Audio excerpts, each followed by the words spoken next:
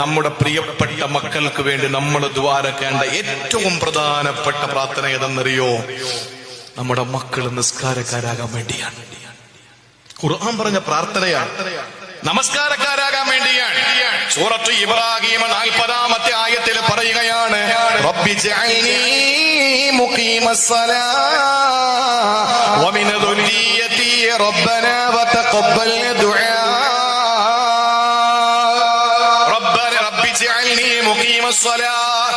ആര് പറയുന്നു? ഇബ്രാഹിം നബിയുടെ ദുആ, പടച്ചോനെ എന്നെ നിസ്കാരക്കാരനാക്കണേ, എന്റെ സന്താന പരമ്പരകളെയും നമസ്കാരക്കാരാക്കണേ അല്ലാ, എന്നെയും എന്റെ സന്താനങ്ങളെയും നിസ്കാരമുള്ളവരാക്കണേ തമ്പുരാനെ. ഇബ്രാഹിം നബി അലൈഹിസ്സലാമിന്റെ ദുആയാണ്.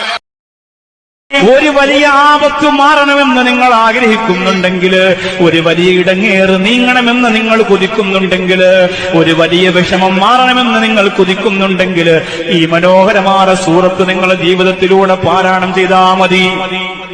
101 പ്രാവശ്യം ആ സൂറത്തോതിയിട്ട് കരഞ്ഞ് നിങ്ങൾ അല്ലാഹുവിലേക്ക് ദുആ ചെയ്താൽ ഉറപ്പായും നിങ്ങളുടെ പ്രതിസന്ധി ഘട്ടത്തെ മറികടക്കാനുള്ള സഹായം അല്ലാഹു നിങ്ങൾക്ക് തരുന്നതാണ്.